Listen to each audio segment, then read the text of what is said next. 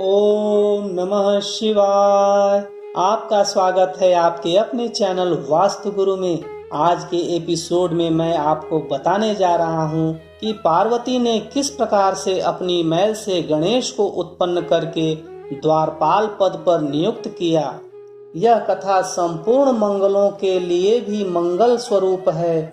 इसे ध्यान से सुने। इससे पहले हमारे चैनल को सब्सक्राइब, लाइक और शेयर करें।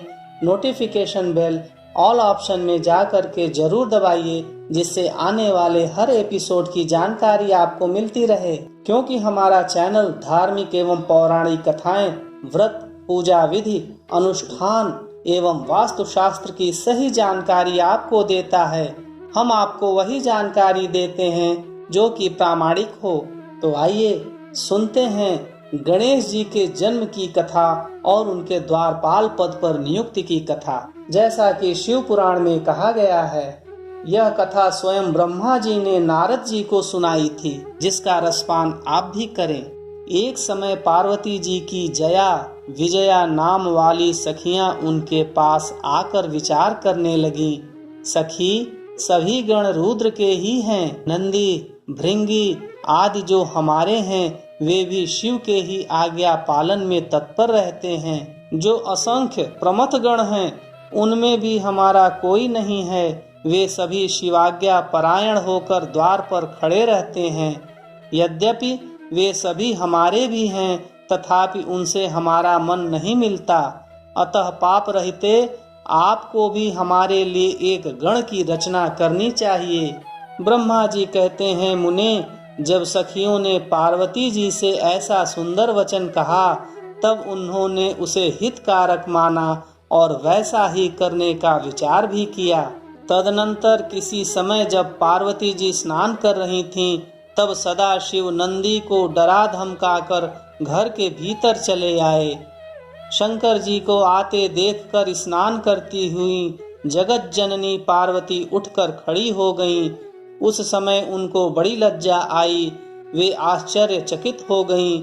उस अवसर पर उन्होंने सखियों के वचन को हितकारक और सुखप्रद माना। उस समय ऐसी घटना घटित होने पर परमाया परमेश्वरी शिव पत्नी पार्वती ने मन में ऐसा विचार किया कि मेरा कोई एक ऐसा सेवक होना चाहिए जो परम शुभ, कार्यकुशल और मेरी ही आज्ञा में तत्पर रहने वाला हो, उससे तनिक भी विचलित होने वाला न हो। यों विचार कर पार्वती देवी ने अपने शरीर की मैल से एक ऐसे चेतन पुरुष का निर्माण किया जो संपूर्ण शुभ लक्षणों से संयुक्त था।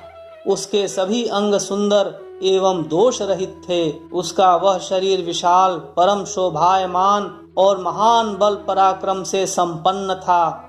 देवी ने उसे अनेक प्रकार के वस्त्र, नाना प्रकार के आभूषण और बहुत सा उत्तम आशीर्वाद देकर कहा, तुम मेरे पुत्र हो, मेरे अपने ही हो। तुम्हारे समान प्यारा मेरा यहाँ कोई नहीं है।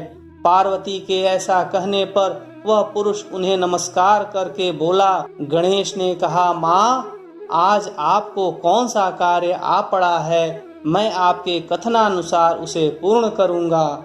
गणेश के यों पूछने पर पार्वती जी ने अपने पुत्र को उत्तर देते हुए बोली। शिवा ने कहा, तात, तुम मेरे पुत्र हो, मेरे अपने हो, अतः तुम मेरी बात सुनो। आज से तुम मेरे द्वारपाल हो जाओ। सत्पुत्र, मेरी आज्ञा के बिना कोई भी हठपूर्वक मेरे महल के भीतर प्रवेश न करने पाए, चाहे वह कहीं से भी आए, कोई भी हो।